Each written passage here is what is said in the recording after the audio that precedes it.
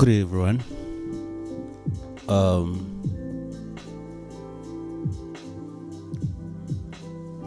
Okay, so you've ever seen something that looks like this?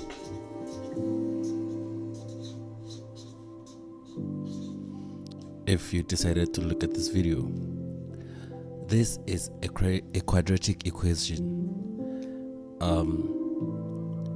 A, B, and C are constant in this case. A, B, and C are constants. Meaning they are just numbers. It could be 2, 3, 4, 5, 7, 8, 9, 10, or whatsoever. Y, x squared, and x, they are the variables we're going to be looking at. So we're looking at a different kind of a graph now. This type of a graph, it's called a parabola. This is the section that we're coming into right now. So by the end of this video, one should be able to answer questions like this. Let me just put the slide there.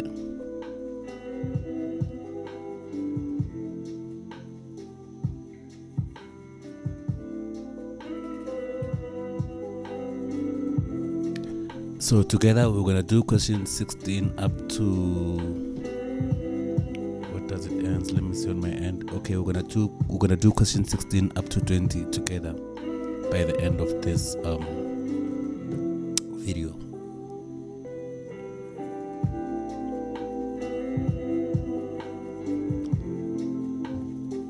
Now let's get into it.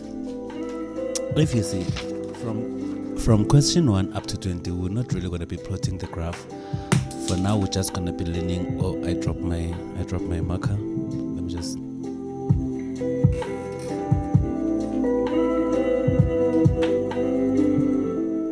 From question 16 up to 20, we're not really going to be plotting the entire graph. We're just going to be learning how to get the x-intercepts, because on a parabola graph, I've decided to start with this topic because I feel like students find it challenging to find the x-intercepts, because finding the y-intercepts, I mean, like we've said with the straight line graph topic on previous video, we just let x to be 0 to get y. So if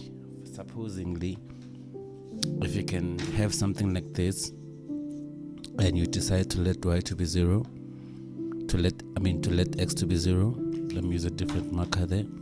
If I let x to be 0 here on this thing, I'm gonna get something like y is equals to a 0 squared plus b 0 plus c,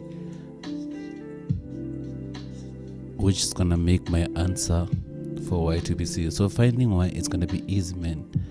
It's more or less the same as the previous part where we had y is equals to mx plus c, and when we let x to be 0, we would find something like y is equals to m0 plus c. Therefore y will still be c. You can see where everything connects, but the snag being anything multiplied by 0, it's 0, which means this part is 0, this part is 0, and we're left with c only. Also for this part is 0. So by definition, like, I don't know, man, I'm trying to simplify this to make people understand, just to pass an exam, but also for those who is not just about passing an exam, but they want to understand also they already did catch up with this part. So I'm sorry, at some point, if you watch my videos, you can just skip. If you feel like I'm too simplified for you, skip to the part which you need to watch in future. I'm just saying this because we don't have the same understanding capacity in the world, and we can't leave other kids behind. So we have to try by all means to accommodate everyone. So let's go back to our argument or our topic for today. Okay, I've already talked about y is equals to ax squared plus bx plus c. So we call this the quadratic equation. That's how it looks like, and it's going to lead us to plot our next graph, which is the parabola. But then we need to know how to solve for x on a parabola, on a quadratic equation. So for us to solve for x, we need to let y to be 0, right, to get the x-intercept like we did with the straight line graph. So if we let y to be 0, we're gonna have something like this. Okay, if I decide to put this in order, we're gonna have ax squared plus bx plus c is equals to 0. Why do I say I'm putting it in order? I've emphasized on previous videos that it's easier to work from the left than to work from the right. So mathematically, what you're trying to say is, if they can say x is equals to y, you're very much allowed to put it as y is equals to x. It's just the case. Like equal sign, it doesn't matter where. I don't even know how to put this one in a physical or practical manner, but then if 1 liter is equals to 2 times 500 milliliters, then 2 times 500 milliliters is equals to 1 liter. So it doesn't matter which side of the equal sign, which one it's on, right? I guess, right? So let's proceed. And then now, our goal for now, for this video internally, for us to answer the 5 questions that I've talked about. I would want to put the image again, but hey, the editing, it's so hard because, like, anyway, I don't know if I could, let me see the timer here. Right, okay, so this is what we want to solve at the end of this video. These are the questions we want to solve at the end of this video. So we're going to be looking at just this part for now.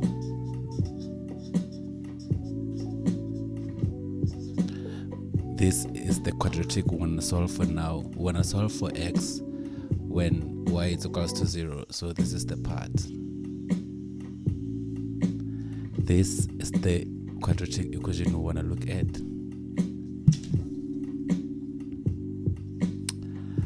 First thing I'm going to talk about, trust me, this is going to be cool. I like the way I need a drink. I need a drink for this. Let me just get a drink. Not an alcoholic drink. Oros. Let me get my Oros. 60 seconds.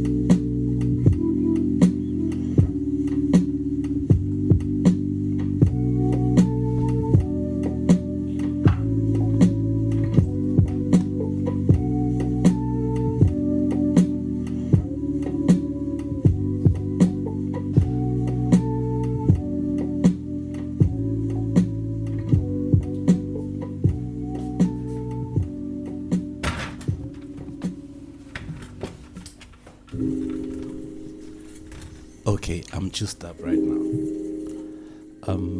I feel so bad by saying Oros. I don't want to protect any juice brand or whatsoever. I'm thinking of something like Kool-Aid, man. Kool-Aid, Sweet Aid, a juice or something like whatever. I would protect. I would promote ish if by the time I have a lot of people watching my ish, you know. But sharp. I wanted to do the so-called completing a square. Completing a square. This one, you just have to go with the flow. It doesn't matter if you understand what I'm doing. We're gonna see where it land us. How is it gonna end? So I'm gonna take the equation that I have. A is equals to ax squared plus bx plus c is equals to 0. Completing a square. The first rule of completing a square says I must divide by the coefficient of x squared. A coefficient is the number that is attached to a variable.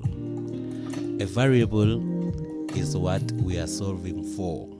So in this case here, we are solving for x. So we have x squared here and x. It's the same thing. It's just that the other one is doubled, the other one is in the singular form. There should be a video on my timeline where I explain what a variable is, what a coefficient is, which I'm not willing to go into detail right now because I understand the reason why I started the simplified channel is because I wanted to simplify everything as simple as it can get. But I can't keep on going back because now I have the same time for each and every video. So for now, if you want to know what a variable for the 2 is, just search for the video. Or if you want to understand what a coefficient is, just search for the video. For now, we're continuing with the professional part, given that you've already watched the other videos that connect to what we're talking about now. Great. So completing a square means number one, we should divide by the coefficient of x squared. The coefficient of x squared, the number attached to x squared, throughout the equation, given that what you do on the left you also do on the right hand side, which is the basic rule of mathematics. Let's do this. Then I divide by a, which is the coefficient of x squared on x squared, but I do it everywhere. Then I divide by a here, I divide by a here, I divide by a here on the left hand side also. If there was more things, I was going to divide by a through everything and everything going so forth. What is my goal? My goal is to complete a square. Let's go. A divided by a. This cancels this. I'm left with x squared. Plus b divided by a. They can't divide. It's just two different things. So I have b over a x plus c divided by a. They can't divide. I also have just ca. It's equals to 0 divided by a. I have anything divided by 0, it's 0. This is what I have so far. What am I doing? I'm trying to complete a square. As completing a square is part of mathematical topics. It used to be like way back then, there used to be higher grade and lower grade when we were still studying. So completing a square was for higher grade students. But don't worry, at the end of this video, you'll understand what you are doing. So the rule of completing a square says, the first rule is to divide by the coefficient of x squared, the first term. So it's term 1. Okay, I'm gonna talk about that when I get to the chapter of sequence and series. For now, just say x squared, the one with the highest cube. Yeah, not cube. Cube is it's 3 to the exponent 3. The one with the highest exponent. Okay, sharp. Let me put it like this. Let me rephrase my rules. I'm sorry about what I've just said. I'm not gonna delete any footage because I'm recording these videos live. It's hard for me to can edit the videos. So whatever mistake I make, if I have to go pour myself a drink, or if I have to rectify anything, I'll rectify it on the same video. I won't have to delete or whatsoever. Hence my videos are longer, because for now everything I do I have to figure it out on the spot. With that being said, let me rephrase my rules. Completing a square, rule number 1, you must divide by the number attached to x squared, but you must mainly divide by the number attached by the highest power. Power is the exponent. So if we have x2, we say it's x to the power 2. If we have x3, we say x to the power 3. If we have xn, we say x to the power n. If we have x with nothing, we say x to the power 1. There's invisible 1 mathematically. We're gonna talk about this on exponents topic also. The thing is, I care so much to explain everything at once, and it jeopardizes the entire content of what I'm talking about at the moment. Let's not talk about this for now, but then you get the draft. So step number 1 of completing a square says that you must divide by the coefficient of the highest power. Step number 2, okay, now you understand. If I divide by the coefficient of the highest power, not that on the highest power only, I must divide by it throughout. Hence from here, I divided by ax squared, I divided by a only. So the a cancelled the a, and then I divided by a also on the second term, third term, and also on the other side. Like I said, if there were more terms, I would divide by more terms only also. So step number 2, listen carefully. Before we proceed, step number 2, let's make sure the variable we solve, which is x, it must be on the right hand side, and then we'll take the coefficient on the other side. That's completing a square.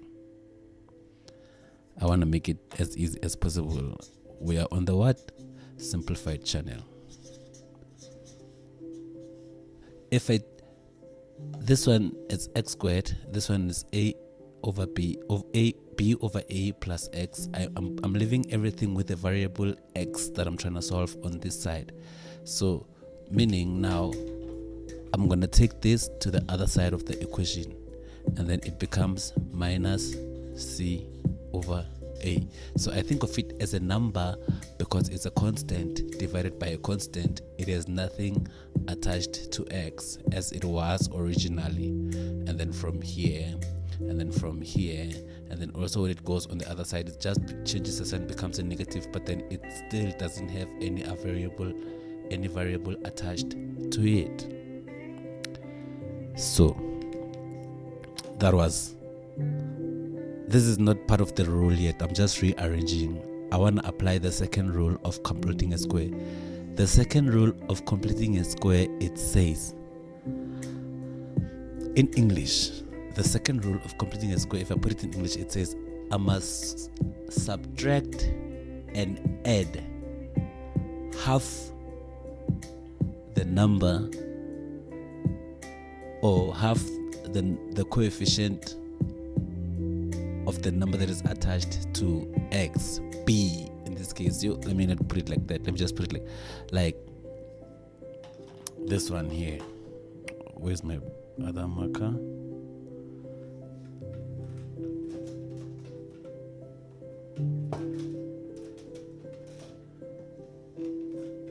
Okay, I'll find it as I go, but then this part here,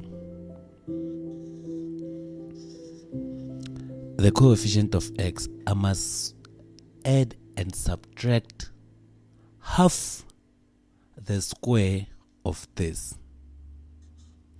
So I must add and subtract half the square of this. Let's talk about that. Let me just bring a different page for this part, because mathematics, I must add and square half the square of this. Half the square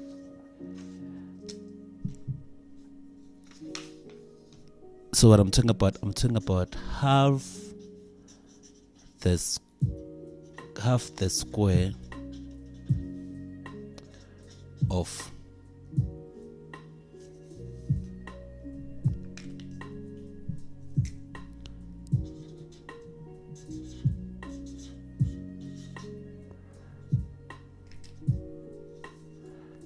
So I must add and subtract at the same time half the square of this. What is half the square of this? Or what is half of anything? Now let's go. If I have 4, what is half of 4? Half of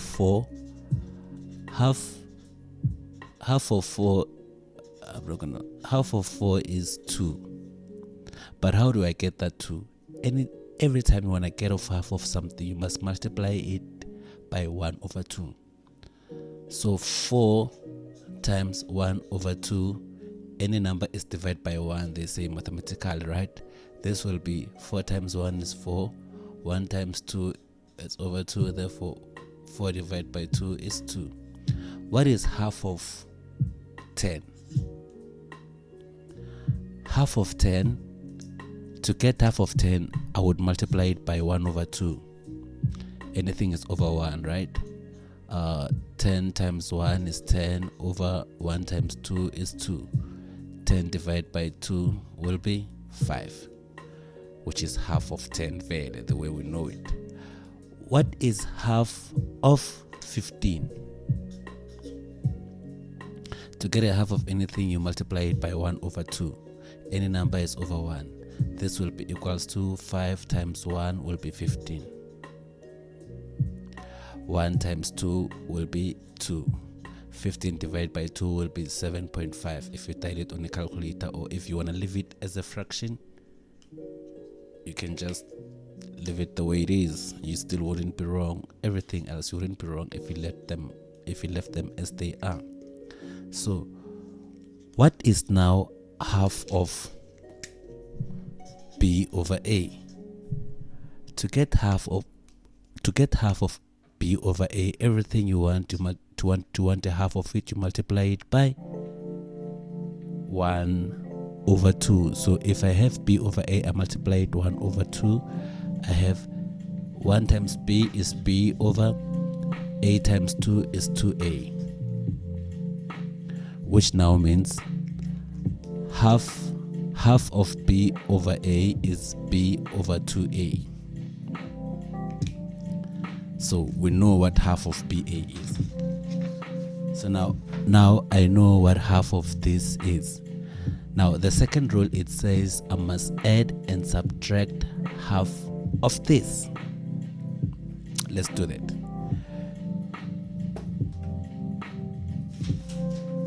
But before I add and subtract, what is the square of this? The square of this, it means I must just square it. So the square of b over a is just the square of b over 2a is just b over 2a squared, just like that. So the square of b over 2a is just b over 2a squared. So the second rule of completing a square, it says I must add and subtract half of this. Now let's do it.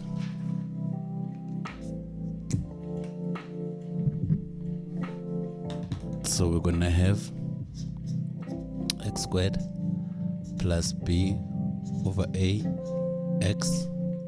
Now I want to square and subtract plus half squared minus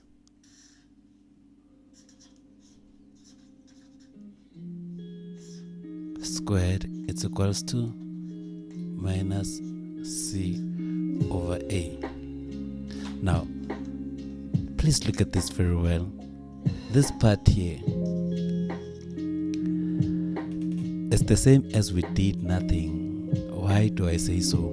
We added a term and we subtracted a term. By adding and subtracting a term, it means you've done nothing. Actually, it's just a zero. Why so? These terms here, they stand for numbers. So we look at the signs, we look at the terms inside. Think of plus 1 squared minus 1 squared will give us a 0. Plus 2 squared minus 2 squared would give us a 0. plus 3 squared minus 3 squared would give us a 0, and so forth and so forth and so forth and so on and so on. I don't know English, man. But anyway, if you check here, the whole of this thing, I can equate this whole thing to some unexisted 0 here. I can say x squared plus b plus unexisting. So mathematically there's nothing wrong that I've done here. I just added nothing because I want something. That's the fun part of mathematics if you look at it. Hence I bring the equation of, if you add minus 50 plus how do I put it, plus 50 minus 50 is just gonna be 0. You've done nothing. Like, it's just like it's nothing. So let's continue from that. It's just the rearranging. So I want to keep one thing on the side. I want to keep the positive one. The negative one, I take it on the other side because it's still a constant. It has nothing attached to it, but I don't want to use it. I want to use this part, the positive one. So this is how I rewrite it. I have x squared plus b over a x plus b over 2a squared is equals to this one. Now it was a positive, it was a negative. It's a negative here. If I take it to the other side, it will become a positive. So I have let me write it with its color. I have b over 2a all squared minus c over a. This is what I have because it was a negative. When I take it to the other side, it becomes a positive. I don't have to write the plus. Like, for instance, the number 1, we just assume is a positive 1. I don't have to write plus 1. You can say I have a positive 1. It doesn't really matter. But now look at this. That was the second rule of completing a square. So going back to my completing a square, remember we are still on completing a square topic. We divide by the coefficient of the number attached to x squared, or rather the number attached to the highest power. On a quadratic equation, the number attached to the highest power will always be x squared. The highest power will always be x squared on a quadratic equation. I don't know about the number attached to it. It could be anything. But the highest power on a quadratic equation, the highest power will be always be x to the exponent 2, whereby I've said where the power is the exponential form. I just don't want to talk about this by now until we get to the next topic. So second rule was